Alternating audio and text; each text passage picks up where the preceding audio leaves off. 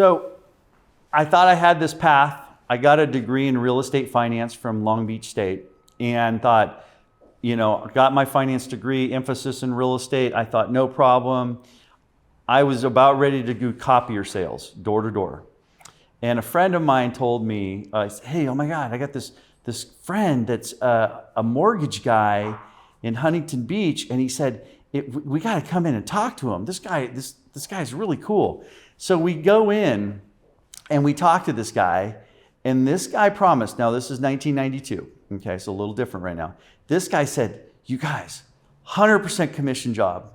I didn't really understand what that meant. Okay, first of all. He goes, but I promise you, if you work 50 hours a week, I promise you're going to make $36,000 your first year.